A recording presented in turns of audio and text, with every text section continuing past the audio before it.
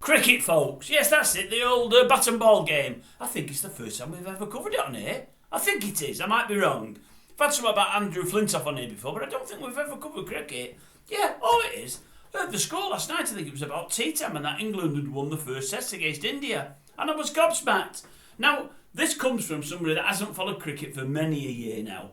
I used to watch cricket, in the 70s, when Lancashire were brilliant. They were my home county. They now say I live in Cheshire, but to me, I've always lived in Lancashire. I was born there. I've not moved out of the town I'm in.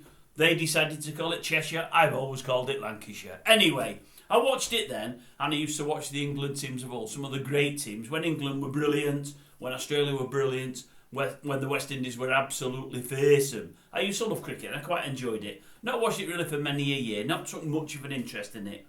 But I was shocked to hear today that England had won that test. I mean, I heard it on day one. I did bits on TalkSport, and England were all up for God knows how many. It wasn't very many.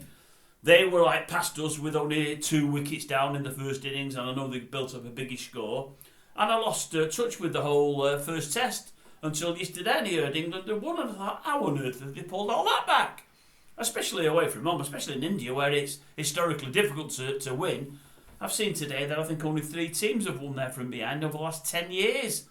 And I don't think anybody's ever come from more than 100 behind in the last innings against India. We did. And also, I read there's a young lad, he didn't look very young, I must admit, he's not aging that well. Young 24-year-old from Ormskirk took 7 for, I wrote it down, was it for 46? No, it wasn't that. 7 for 62. Fantastic figures. Never even heard of him before. That just shows that I don't follow cricket. But I was over the moon for the English, I really was. And the fact that I come from Ormskirk, well, that's not a million miles from where I live. And as I think I've told you in the past, the daughter lives there now with the son-in-law in Ormskirk. So I meant to ask the son-in-law, does he know this fella? They're about the same age. They may have gone to school together. I don't know.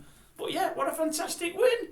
And then I noticed at the same time, the Aussies have been beaten on home soil by the West Indies. And I think the West Indies come from well behind. Another fantastic win. And one of their bowlers got 7 wickets in the last inning. So two shocks, I would suggest, on the cricketing stage this weekend, both on the same day. But yeah, well done England, really, really well done. I think they'll probably struggle to win the series for all they're already 1-0 up. But it was a victory that I wouldn't have expected. But well done anyway, really, really well done. What was the chap's name? Tom Hartley, by the way, from Ormskirk. You've got to mention on it. Tom Hartley. Well done, Tom. Well done, my old son.